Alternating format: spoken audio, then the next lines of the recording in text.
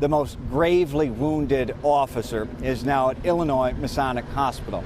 And that's where we find our CBS 2's Vince Gerasole with the latest on his condition. Vince.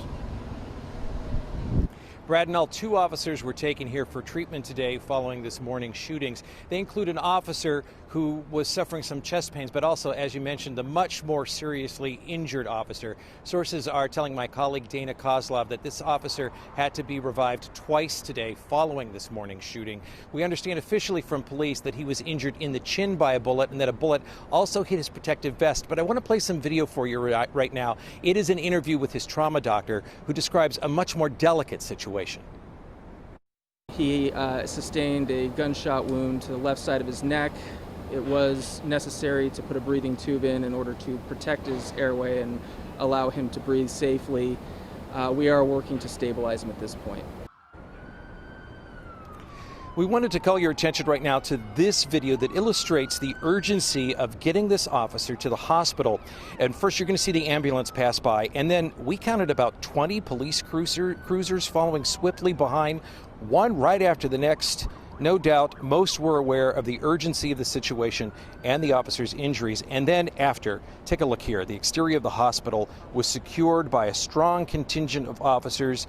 They came to the scene, blocking off the streets, guarding the hospital. Once again, we understand from Dana Kozlov's source that this particular officer was in extremely critical condition.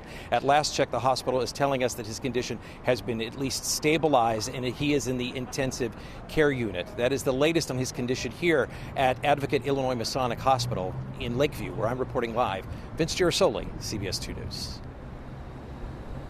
Okay, Vince, so we know the most critically injured officer, gravely injured, now stabilized, though in the ICU.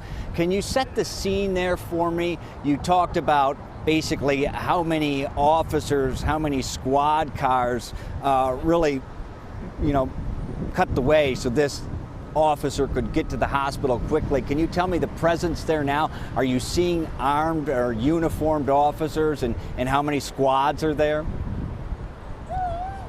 Right now, I just did a quick check around the hospital. We have between 3 and 4 marked squad cars here, and that's a marked difference from what we originally saw here after this morning's shootings and when the officers originally arrived here. You couldn't even get to this place, Brad. It was blocked off at various streets.